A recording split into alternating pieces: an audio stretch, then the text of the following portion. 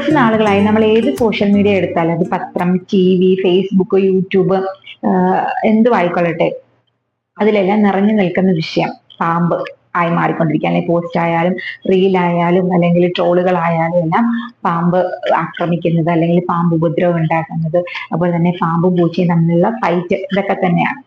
അതുകൊണ്ട് തന്നെ സാധാരണ ഞാൻ ചെയ്യുന്ന ഹെൽത്ത് ടോപ്പിക്സിൽ നിന്നും മാറി ഇന്നത്തെ ടോപ്പിക്ക് പാമ്പ് എന്നുള്ളതാക്കി എടുക്കാനാണ് ഞാൻ ആഗ്രഹിക്കുന്നത്. ഈ ഒരു ടോപ്പിക്ക് ചെയ്യാനായിട്ട് എന്നോട് ആവശ്യപ്പെട്ടത് എത്രയും പ്രിയപ്പെട്ട, ഏറെ ബഹുമാനിക്കുന്ന എൻ്റെ സഹോദരൻ തന്നെയാണ്.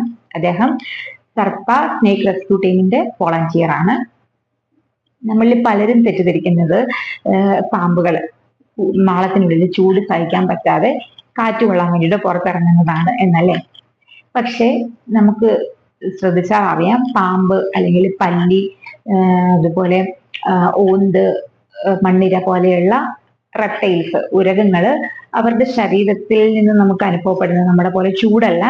അവർ നമ്മുടെ ശരീരത്തൊക്കെ തൊടുകയോ അല്ലെങ്കിൽ നമ്മൾ അവരെ സ്പർശിക്കുകയോ ചെയ്തിട്ടുണ്ടെങ്കിൽ നമുക്ക് ഒരു തണുപ്പാണ് അനുഭവപ്പെടുന്നത്. ഇതിന്റെ പ്രധാന കാരണം അവരുടെ ബ്ലഡിൽ ഒഴുകുന്നത് നമ്മുടെ ബ്ലഡിൽ നമ്മുടേതുപോലെ ചുടു രക്തമല്ല, മറിച്ച് കോൾഡ് ബ്ലഡഡ് ആനിമൽസ് ആണ്, അല്ലെങ്കിൽ കോൾഡ് ബ്ലഡഡ് ലിവിങ് ഓർഗാനിസംസ് ആണ് ഇവർ. അതായത് ഇവരുടെ രക്തം വളരെ തണുത്തുറഞ്ഞതാണ്.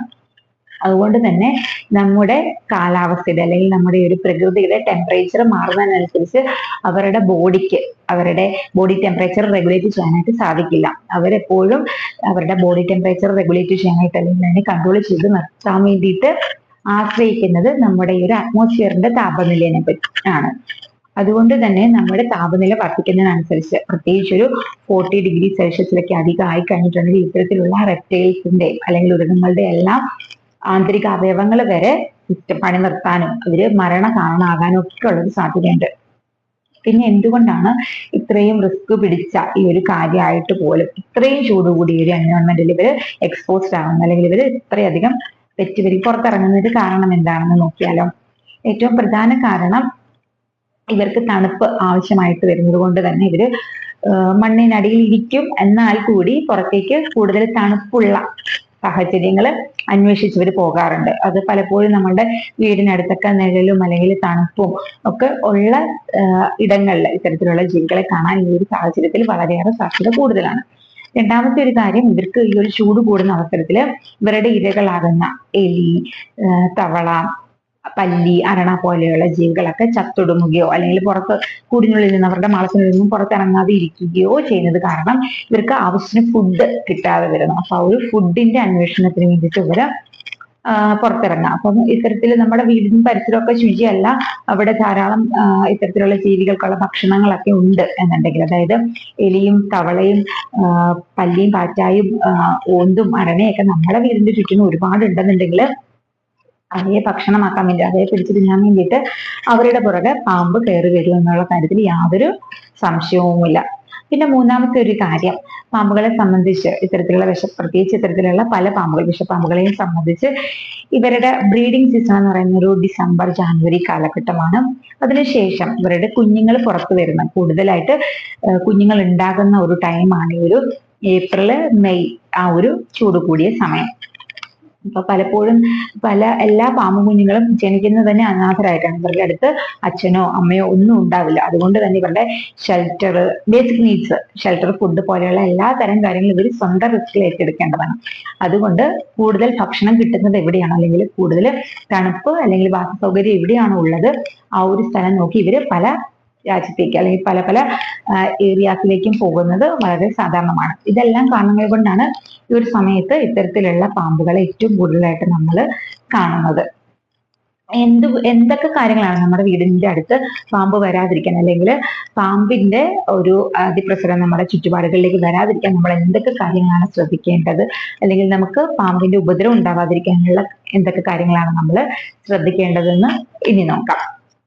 ഏറ്റവും പ്രധാനമായിട്ട് നമ്മൾ നമ്മുടെ ഭക്ഷണാവശിഷ്ടങ്ങൾ പുറത്തേക്ക് വലിച്ചെറിയാതിരിക്കുക എന്നുള്ളതാണ് ഏറ്റവും പ്രധാനമായിട്ട് ചെയ്യേണ്ടത്. കാരണം നമ്മൾ പുറത്തേക്ക് വലിച്ചെറിയുന്ന ഭക്ഷണങ്ങൾ കഴിക്കാൻ വേണ്ടിയിട്ടാണ് എലി, തവള, ഓന്താരണ പോലെയുള്ള ജീവികളൊക്കെ വരുന്നത്. അവരെ ഭക്ഷണമാക്കാൻ വേണ്ടിയിട്ടാണ് പുറകെ പാമ്പും കയറി വരുന്നത്. സോ അങ്ങനെ ഭക്ഷണാവശിഷ്ടങ്ങൾ പുറത്തേക്ക് വലിച്ചെറിയാതെ അതിനെ ഒന്നുകിൽ നമുക്ക് കമ്പോസ്റ്റ് ആക്കാം. അതാണ് ഏറ്റവും ശരിയായിട്ടുള്ള മാർഗം എന്ന് പറയുന്നത്. അല്ലെന്നുണ്ടെങ്കിൽ ഇത്തരത്തിലുള്ള വേസ്റ്റുകൾ നമുക്ക് ഒരു കുഴി കുഴിച്ച് അതിലിട്ട് മൂടാം. അതും അല്ലെങ്കിൽ നമ്മുടെ വീട്ടിൽ തന്നെ ഏറ്റവും അടച്ചുറപ്പുള്ള ഒരു വേസ്റ്റ് ബിന്നിൽ ഇത്തരം ഭക്ഷ്യവസ്തുക്കളോ അല്ലെങ്കിൽ ഇത്തരം വീട്ടിലെ അടുക്കളയിൽ നിന്ന് വരുന്ന വേസ്റ്റുകളോ ഒക്കെ സൂക്ഷിച്ചതിന് ശേഷം ശരിയായ രീതിയിൽ അത് നിർമ്മാർജ്ജനം ചെയ്യാം. അതേപോലെ തന്നെ നമുക്ക് നമ്മുടെ വീടും പരിസരവും ശുചിയായിട്ട് വെക്കാൻ വേണ്ടി ശ്രദ്ധിക്കാം. കഴിവതും കാട് പിടിച്ച സ്ഥലങ്ങളൊക്കെ ഉണ്ടെന്നുണ്ടെങ്കിൽ അത് വെട്ടി ഒതുക്കി ശരിയായ രീതിയിലാക്കാൻ വേണ്ടി ശ്രദ്ധിക്കാം. അതുപോലെ തന്നെ വീടിന് ചുറ്റും പഴയ സാധനങ്ങള്, തുണികള്, പ്ലാസ്റ്റിക് വസ്തുക്കള്, വിറക് കഷ്ണങ്ങള്, മരപ്പലകകള്, അതുപോലെ തന്നെ കരികില, ഇതൊക്കെ വെറുതെ കൂട്ടിയിടുന്ന ഒരു സാഹചര്യം ഉണ്ടെന്നുണ്ടെങ്കിൽ അതെല്ലാം ഒന്ന് ഒഴിവാക്കുക. അതുപോലെ തന്നെ പലപ്പോഴും നമ്മളുടെ വിറക് പെരകളിൽ നമ്മൾ ഒരുപാട് വിറക് അടുക്കി വെക്കാറുണ്ട്. അതുപോലെ തന്നെ ചിരട്ട, തുണ്ട്, ഇതെല്ലാം സൂക്ഷിച്ച് സംഭരിച്ച് വെക്കുന്ന ഒരു സ്ഥലങ്ങളാണ് അല്ലെ. ഇവിടെ എന്താണ് ഒരു ഷെൽട്ടർ അല്ലെങ്കിൽ ഒരു പാമ്പുകൾക്ക് പലപ്പോഴും ഒരു ഷെൽട്ടർ അല്ലെങ്കിൽ ഒരു വാസസ്ഥലം, കൂടുതൽ തണുപ്പുള്ള സ്ഥലമൊക്കെ ആവാനുള്ള ഒരു സാധ്യതയുണ്ട്. അപ്പം ആ ഒരു സാഹചര്യം നമ്മൾ പലപ്പോഴും ഒബ്സർവ് ചെയ്ത് ആ ഒരു ഇത്തരത്തിലുള്ള ജീവികൾ ആ ഒരു സ്ഥലത്ത് വരാതിരിക്കാൻ വേണ്ടിയിട്ട് ശ്രദ്ധിക്കേണ്ടതാണ്. യാതൊരു കാരണവശാലും വെളുത്തുള്ളി അല്ലെങ്കിൽ മണ്ണെണ്ണ പോലെയുള്ള അല്ലെങ്കിൽ ഉപ്പുകല്ല്, ഇതൊക്കെ നമ്മൾ സോഷ്യൽ മീഡിയയിൽ സ്ഥിരം കാണുന്നതാണ്. ഇതൊക്കെ നമ്മുടെ വീടിന് ചുറ്റിനും തളിച്ചു കഴിഞ്ഞാൽ, തൂവി കഴിഞ്ഞിട്ടുണ്ടെങ്കിൽ നമുക്ക് പാമ്പിന്റെ ഉപദ്രവം ഉണ്ടാവുക ഇല്ല എന്നുള്ളത്. ഇതൊക്കെ വെറും അശാസ്ത്രീയമായിട്ടുള്ള വസ്തുതകളാണ് അല്ലെങ്കിൽ കാര്യങ്ങളാണ്. ഒരിക്കലും ഇതൊന്നും വിശ്വസിച്ച് നമ്മൾ ഇതൊക്കെ ചെയ്തിട്ട് പാമ്പ് നമ്മുടെ വീട്ടിലേക്ക് വരികയേ ഇല്ല എന്ന് വിശ്വസിക്കരുത്. നമ്മൾ പാമ്പ് നമ്മുടെ വീട്ടിലേക്ക് വരാതിരിക്കാൻ വേണ്ടിയിട്ട് ഏറ്റവും പ്രധാനമായിട്ട് ചെയ്യേണ്ട കാര്യം നമ്മുടെ വീടും പരിസരവും വൃത്തിയായിട്ട് സൂക്ഷിക്കുക എന്നുള്ളത് തന്നെയാണ്. രണ്ടാമത് നമ്മൾ ഈ പാമ്പുകൾ കാണാൻ സാധ്യതയുള്ള സ്ഥലങ്ങൾ, അതായത് ഞാൻ നേരത്തെ പറഞ്ഞതുപോലെ പഴയ വസ്തുക്കളെല്ലാം കൂടിക്കിടക്കുന്ന സാഹചര്യങ്ങൾ, അതുപോലെ തന്നെ പറമ്പിൽ പുല്ലൊക്കെ വളർന്ന് മൂടിക്കിടക്കുന്ന പറമ്പുകൾ, അതുപോലെ തന്നെ കുറ്റിക്കാടുകൾ, കരികില കൂടിക്കിടക്കുന്ന സ്ഥലങ്ങളിലൊക്കെ പാമ്പുകളുടെ ഒരു സാന്നിധ്യം ഉണ്ടാവാൻ സാധ്യതയുണ്ട്. അതുപോലെ തന്നെ നമ്മുടെ വിറക് പെര, തൊണ്ടും ചിരട്ടയും വിറകും എല്ലാം അടുക്കി വെച്ചിരിക്കുന്ന സ്ഥലങ്ങളിലേക്കൊക്കെ പോകുമ്പോൾ നമ്മൾ നല്ല രീതിയിൽ കാലിനെ പ്രൊട്ടക്ട് ചെയ്യുന്ന രീതിയിലുള്ള ചെരുപ്പ് അല്ലെങ്കിൽ ബൂട്ട്സ്, ഷൂസ് ഒക്കെ ധരിക്കുക. അതേപോലെ തന്നെ നമ്മൾ നീണ്ട ഒരു വടി കയ്യിൽ കരുതുക. ഈ ഒരു സ്ഥലത്തൊക്കെ എത്തുമ്പോൾ വടി വെച്ച് തന്നെ തട്ടി അവിടെ വേറെ ജീവികളൊന്നും ഇല്ല എന്നുള്ളത് ഉറപ്പാക്കാൻ വേണ്ടിയിട്ട് ശ്രദ്ധിക്കുക. പിന്നെ നമ്മൾ നടക്കുമ്പോൾ കുറച്ച് ശക്തിയായിട്ട് നിലത്ത് ചവിട്ടി നടക്കാൻ വേണ്ടി ശ്രദ്ധിക്കുക. കാരണം പാമ്പുകൾക്ക് ഏറ്റവും വേഗം പിടികിട്ടുന്നത് നിലത്തു കൂടിയുള്ള ആ ഒരു വേവ്സ് ആണ് അല്ലെങ്കിൽ വൈബ്രേഷൻസ് ആണ്. നമ്മൾ നല്ല ശക്തിയായിട്ട് നിലത്ത് ചവിട്ടുമ്പോൾ അതിൽ നിന്നുണ്ടാകുന്ന ആ ഒരു വൈബ്രേഷൻ പാമ്പുകൾക്ക് പെട്ടെന്ന് തിരിച്ചറിയാനും ആ ഒരു സ്ഥലത്ത് നിന്ന് മാറി ഇഴഞ്ഞു മാറാനും ഒക്കെ അവർക്ക് ഒരു അവയർനെസ് നമ്മൾ ഈ ശക്തിയായിട്ട് നിലത്ത് ചവിട്ടുമ്പോൾ കിട്ടാറുണ്ട്. ആ ഒരു രീതിയിൽ ശ്രദ്ധിക്കുക. അതേപോലെ തന്നെ യാതൊരു കാരണവശാലും നമ്മൾ നേരിട്ട് നമ്മുടെ കയ്യോ കാലോ ഇത്തരത്തില് വസ്തുക്കളൊക്കെ കൂടിക്കിടക്കുന്നിടത്തോ അല്ലെങ്കിൽ വിറക് വലിച്ചെടുക്കാനോ ഒക്കെ ആയിട്ട് നേരിട്ട് ഒരിക്കലും നമ്മൾ നമ്മുടെ കയ്യോ കാലോ അവിടേക്ക് ഇടരുത്. ഒരു വടി കൊണ്ടോ അല്ലെങ്കിൽ ഒരു കല്ല് കൊണ്ടോ ഒക്കെ ആ ഒരു ഭാഗത്ത് ശരിയായ രീതിയിൽ അടിച്ചതിന് ശേഷം മാത്രം അതിനെ മുതിരുക. പിന്നെ എത്ര പരിചിതമായ സ്ഥലത്താണെന്നുണ്ടെങ്കിലും നമ്മൾ ഇരുട്ടായി കഴിഞ്ഞിട്ടുണ്ടെങ്കിൽ, അതായത് അരണ്ട വെളിച്ചം മാത്രമേ ഉള്ളൂ എന്നുണ്ടെങ്കിൽ പോകുമ്പോൾ ടോർച്ച് ശരിയായ രീതിയിൽ കറക്റ്റായിട്ട് തെളിച്ച് അല്ലെങ്കിൽ ടോർച്ചിന്റെ വെളിച്ചത്തിൽ തന്നെ പോകാൻ വേണ്ടിയിട്ട് ശ്രദ്ധിക്കുക. പിന്നെ കഴിവതും നമ്മൾ നിലത്ത് കിടക്കുന്നത് ഒഴിവാക്കുക. ഈ ജീവികളൊക്കെ നിലത്ത് കൂടി എഴഞ്ഞു വരാനും നമ്മൾ ഉപദ്രവിക്കാനുള്ള ഒരു സാധ്യത കൂടുതലാണ്. ഈ ഒരു തണുപ്പ് കാലത്ത് നമ്മൾ നിലത്ത് കിടക്കാനായിട്ട് നമ്മുടെ ശരീരം നമ്മളെ നിർബന്ധിച്ചു കൊണ്ടിരിക്കുകയാണ്. അഥവാ നമ്മൾ നിലത്ത് കിടക്കുന്നുണ്ടെങ്കിൽ തീർച്ചയായിട്ടും കൊതുക് വല പോലെയുള്ളതൊക്കെ ഉപയോഗിക്കാൻ വേണ്ടി ശ്രദ്ധിക്കാം. ഇത് കൊതുകിനെ മാത്രമല്ല ഇത്തരത്തിലുള്ള ജീവികളുടെ ഉപദ്രവത്തിൽ നിന്ന് നമ്മളെ ഒരുപാട് സഹായിക്കും. അതുപോലെ തന്നെ നമ്മുടെ വീടിന്റെ ജനലുകളും വാതിലുകളും ഒക്കെ നമ്മൾ ഒബ്സർവ് ചെയ്യുന്നില്ലാത്ത സമയത്ത് അടച്ചിടാൻ വേണ്ടിയിട്ട് തന്നെ ശ്രദ്ധിക്കുക. നമ്മൾ അവിടെ ആയിരിക്കുന്ന സമയത്ത് അല്ലെങ്കിൽ നമുക്ക് ശ്രദ്ധിക്കാൻ പറ്റും എന്ന് തോന്നുന്ന സമയത്ത് മാത്രമേ വീടിന്റെ ജനലും കതകും ഒക്കെ തുറന്നിടാൻ പാടുള്ളൂ. അതേപോലെ തന്നെ ഏറ്റവും കൂടുതൽ പാമ്പുകടി സംഭവിക്കുന്നത് രാത്രി കാലങ്ങളിലാണ്. അപ്പൊ നമ്മൾ ഉറങ്ങാൻ കിടക്കുന്ന സമയത്ത് ചിലപ്പോൾ ജനലൊക്കെ തുറന്നിട്ടുണ്ടെങ്കിൽ അതിൽ കൂടി പ്രവേശിക്കുന്ന പാമ്പ് നമ്മളെ കടിക്കാം. അല്ലെങ്കിൽ പകൽ എപ്പോഴെങ്കിലും നമ്മൾ അശ്രദ്ധമായിട്ട് നമ്മളുടെ ശ്രദ്ധക്കുറവ് കൊണ്ട് പാമ്പ് ഉള്ളിൽ പ്രവേശിക്കുന്ന പാമ്പ് രാത്രിയാകുമ്പോൾ പതുക്കെ വന്ന് നമ്മളെ ഉപദ്രവിക്കാനുള്ള സാധ്യതയുണ്ട്. അതുകൊണ്ട് തന്നെ നമ്മൾ കിടക്കുന്നതിന് മുമ്പ് നമ്മുടെ മുറിയും വീടും ഒക്കെ വളരെ മികച്ച രീതിയിൽ അല്ലെങ്കിൽ ഏറ്റവും നല്ല രീതിയിൽ ശ്രദ്ധിക്കാൻ വേണ്ടിയിട്ടും ബെഡ്, പുതപ്പ്, കവറുകൾ, മറ്റു തലയണ പോലെയുള്ളതെല്ലാം ഏറ്റവും നല്ല രീതിയിൽ തട്ടിക്കൊടയാനും ഒക്കെ ശ്രദ്ധിക്കേണ്ടതാണ്. അപ്പൊ ഈ ഒരു രീതിയിലൊക്കെ ശ്രദ്ധിക്കുകയാണെന്നുണ്ടെങ്കിൽ ഒരു പരിധി വരെ നമുക്ക് പാമ്പിന്റെ ഉപദ്രവം തടയാനായിട്ട് സാധിക്കും. പിന്നെ പലപ്പോഴും നമ്മൾ എവിടെയെങ്കിലും പാമ്പിനെ കാണുകയോ അല്ലെങ്കിൽ പാമ്പിന്റെ ഒരു സാമീപ്യം അറിയുകയോ ചെയ്തിട്ടുണ്ടെങ്കിൽ നമ്മൾ നേരിട്ട് അവരെ ഉപദ്രവിക്കാൻ പോവാതെ ഇരിക്കുക. കഴിവതും നമ്മൾ സ്നേക് റെസ്ക്യൂ ടീമിനെ വിവരം അറിയിക്കുകയോ അല്ലെങ്കിൽ ഇതിന്റെ വോളണ്ടിയേഴ്സ് നമ്മുടെ വീടിനടുത്തുണ്ടെങ്കിൽ അവരെ വിളിച്ച് വിവരം പറയുകയാണ് ചെയ്യേണ്ടത്. പിന്നെ ഇനി എന്തെങ്കിലും കാരണവശാൽ നമുക്ക് അകാരണമായിട്ടൊരു നോസിയ അല്ലെങ്കിൽ ഒരു വയറുവേദന, ഛർദില്, ക്ഷീണം പോലെയുള്ള സിംറ്റംസ് ഉണ്ടാവുകയാണെന്നുണ്ടെങ്കിൽ നമ്മൾ യാതൊരു കാരണവശാലും അത് സാധാരണ രീതിയിൽ ഈ ഒരു അവസരത്തിൽ നമ്മൾ സാധാരണ രീതിയാണെന്ന് കണക്കാക്കി വീട്ടിൽ വെച്ചുകൊണ്ടിരിക്കരുത്. എത്രയും പെട്ടെന്ന് ഹോസ്പിറ്റലിൽ പോയി നമ്മുടെ ബുദ്ധിമുട്ടുകൾ എന്തൊക്കെയാണ് അല്ലെങ്കിൽ എന്താണ് അതിന്റെ കാരണം എന്നുള്ളത് ചെക്ക് ചെയ്യുന്നത് വളരെ അത്യാവശ്യമായിട്ടുള്ള ഒരു കാര്യമാണ്. ഇനി നമുക്ക് പാമ്പുകടി ഏറ്റു കഴിഞ്ഞിട്ടുണ്ടെങ്കിൽ എന്തൊക്കെ കാര്യങ്ങളാണ് ഇനി ശ്രദ്ധിക്കേണ്ടതെന്ന് നോക്കാം. അപ്പം ഒരാളെ പാമ്പ് കടിച്ചിട്ടുണ്ടെങ്കിൽ അല്ലെങ്കിൽ അയാൾക്ക് പാമ്പുകടി ഏറ്റു എന്ന് സംശയം തോന്നിയാൽ ഒരു കാരണവശാലും അവരെ നമ്മൾ പേടിപ്പിക്കുകയോ ഭയപ്പെടുത്തുകയോ അല്ലെങ്കിൽ ഒരുപാട് പേടിച്ച് പരിഭ്രമിച്ച് അവരോട് സംസാരിക്കുകയോ ഒന്നും ചെയ്യരുത്. കാരണം പാമ്പ് കടി മൂലം വെനം ഉള്ളിൽ പടർന്നത് മൂലം ഉണ്ടാകുന്ന മരണത്തിനേക്കാൾ കൂടുതലും ആളുകൾ മരിക്കുന്നത് അവർക്ക് പേടി കൂടിയിട്ടുള്ള ഉണ്ടാകുന്ന സിംറ്റംസ് കൊണ്ടാണ് അല്ലെങ്കിൽ പ്രശ്നങ്ങൾ കൊണ്ടാണ്. അതുകൊണ്ട് തന്നെ യാതൊരു കാരണവശാലും ഈ ഒരു സമയത്ത് പേടിക്കാൻ പാടില്ല. അഥവാ പാമ്പ് കടിച്ചിട്ടുണ്ടെങ്കിൽ എന്തായാലും ഒരു ചെറിയ രീതിയിലെങ്കിലും അതിന്റെ വെനം നമ്മുടെ ശരീരത്തിൽ പ്രവേശിച്ചിട്ടുണ്ടാകും. നമ്മൾ അമിതമായിട്ട് പേടിക്കുകയും ഭയപ്പെടുകയും പാനിക്കാകുകയൊക്കെ ചെയ്യുമ്പോൾ ഈ ഒരു വെനം പെട്ടെന്ന് നമ്മുടെ സർക്കുലേഷൻ കൂടും, ബി.പി കൂടും, നമ്മുടെ ശരീരത്തിൽ ഈ ഒരു വെനം വളരെ ഫാസ്റ്റായിട്ട് സ്പ്രെഡ് ആകും. അത് നമുക്ക് ഏറ്റവും അപകടത്തിലേക്ക് കൊണ്ടുപോകാനുള്ള ഒരു സാധ്യതയുണ്ട്. അതുകൊണ്ട് യാതൊരു കാരണവശാലും ഈ ഒരു അവസരത്തിൽ നമ്മൾ പരിഭ്രമിക്കാൻ പാടില്ല. രണ്ടാമത്തെ ഒരു കാര്യം പറയുന്നത് ഇമ്മൊബിലൈസേഷൻ ആണ്. അതായത് നമുക്ക് ഈ ഒരു ഭാഗം വളരെ എഫക്റ്റീവായിട്ട് എന്താണ് മൊബിലിറ്റി കുറച്ചുകൊണ്ട് തന്നെ അതിനെ നമ്മൾ ഒരു സ്പ്ലിൻറ്റോ അങ്ങനെ എന്തെങ്കിലുമൊക്കെ ഉപയോഗിച്ച് കെട്ടിവെക്കുക വളരെ ലൂസായിട്ട്. അത് എക്സ്പേർട്ട് ആയിട്ടുള്ള ആളുകൾ ഉണ്ടെങ്കിൽ മാത്രം അങ്ങനെ ചെയ്താൽ മതിയാവും. അല്ലാത്ത രീതിയിൽ അതിനെ നമ്മൾ യാതൊരു അനക്കവും കൊടുക്കാതെ ശ്രദ്ധിക്കുക എന്നുള്ളതാണ് ചെയ്യേണ്ടത്. പിന്നെ എത്രയും പെട്ടെന്ന് ആന്റിവെനം ലഭ്യമായിട്ടുള്ള ഹോസ്പിറ്റലിലേക്ക് പോകാൻ വേണ്ടിയിട്ട് ശ്രദ്ധിക്കുക. അപ്പം ആന്റിവെനത്തോടൊപ്പം അത് ശരിയായ രീതിയിൽ നൽകാനായിട്ട് അറിയുന്ന ഒരു സ്റ്റാഫും കൂടെ ഉള്ള ഹോസ്പിറ്റലുകളിലാണ് നമ്മൾ ചെല്ലേണ്ടത്. നമുക്ക് സർപ്പ ആപ്പ് വഴി അല്ലെങ്കിൽ ഒരു സർപ്പ വോളണ്ടിയറിന്റെ നിർദ്ദേശപ്രകാരം പോകുന്നതായിരിക്കും ഏറ്റവും നല്ലത്. പിന്നെ നമ്മൾ എന്തൊക്കെ കാര്യങ്ങളാണ് പാമ്പ് കടിയേറ്റാൽ ചെയ്യാൻ പാടില്ലാത്തതെന്ന് നോക്കാം. ഒരു കാരണവശാലും പരിഭ്രമിക്കരുത് എന്നുള്ളത് ഞാൻ ആദ്യമേ പറഞ്ഞു. രണ്ടാമത്തെ ഒരു കാര്യം, നമ്മൾ പൂച്ചയും പട്ടിയൊക്കെ കടിച്ചു കഴിഞ്ഞിട്ടുണ്ടെങ്കിൽ നമ്മൾ കടിയേറ്റ ഭാഗം സോപ്പിട്ട് കഴുകുക അല്ലെങ്കിൽ നല്ലതുപോലെ വെള്ളം ഒഴിച്ച് കഴുകുക അല്ലെ. ഇതുകൊണ്ട് എന്താണ് ഗുണം എന്ന് ചോദിച്ചിട്ടുണ്ടെങ്കിൽ അവരുടെ സലൈവയിലുള്ള ബാക്ടീരിയാസ് അല്ലെങ്കിൽ പത്തോജൻസ് നമ്മുടെ ശരീരത്തിലേക്ക് കടക്കുന്നതിന്റെ അതിന്റെ ഒരു അളവ് കുറയ്ക്കാൻ വേണ്ടിയിട്ട് സഹായകമാകും. എന്നാൽ ഒരു പാമ്പ് കടിച്ചിട്ടുണ്ടെങ്കിൽ ഈ ഒരു രീതിയിൽ പത്തോജൻസ് അല്ല നമ്മുടെ ഉള്ളിൽ പ്രവേശിക്കുന്നത്, വെനമാണ്, നമ്മുടെ ഒരു കെമിക്കലാണ്. അത് നമ്മൾ എത്ര കഴുകിയാലും അത് നമ്മുടെ ശരീരത്തിൽ ഒരു രീതിയിലും പ്രവേശിക്കാതെ ഇരിക്കുകയില്ല. നമ്മുടെ ബ്ലഡിലേക്ക് നേരിട്ടാണ് അത് കലരുന്നത്.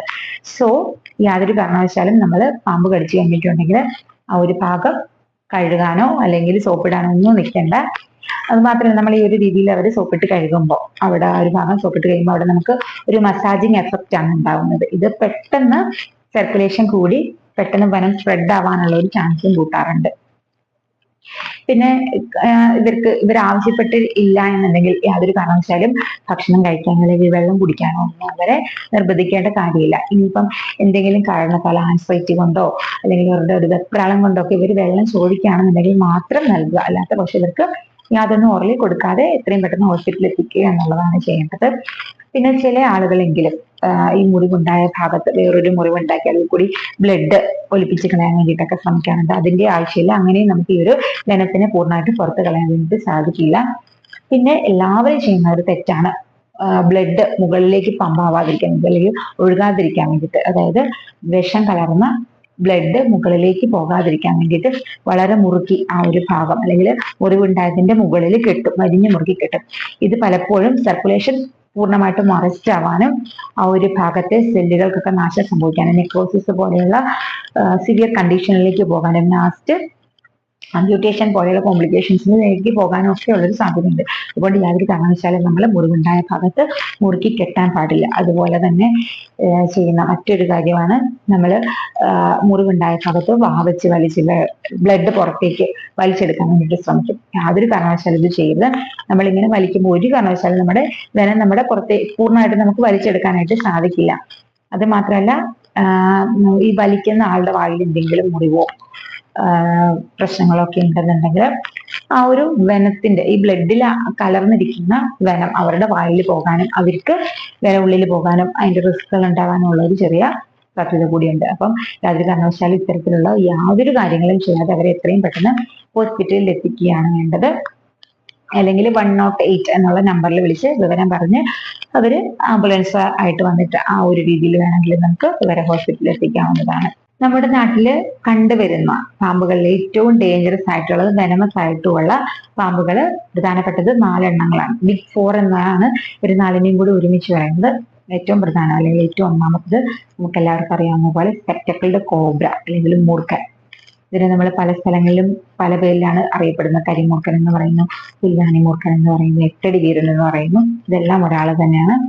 ഇതൊരു ന്യൂറോടോക്സിക് ആയിട്ടുള്ള പാമ്പാണ്. അതായത് ഇതിന്റെ വിഷം നമ്മുടെ ഉള്ളിൽ വന്നു കഴിഞ്ഞാൽ ഇത് കടിച്ചു കഴിഞ്ഞിട്ടുണ്ടെങ്കിൽ ഇത് നമ്മുടെ നാഡി ഞരമ്പുകളെയാണ് ഏറ്റവും കൂടുതലായിട്ട് അഫക്റ്റ് ചെയ്യുന്നത്. പലപ്പോഴും ഛർദി, തലകറക്കം, ന്യൂസിയ, വയറുവേദന പോലെയുള്ളതെല്ലാം ഇതിന്റെ വെനം നമ്മുടെ ഉള്ളിൽ ചെന്ന് കഴിഞ്ഞിട്ടുണ്ടെങ്കിൽ എത്രയും പെട്ടെന്ന് ഉണ്ടാകാറുണ്ട്.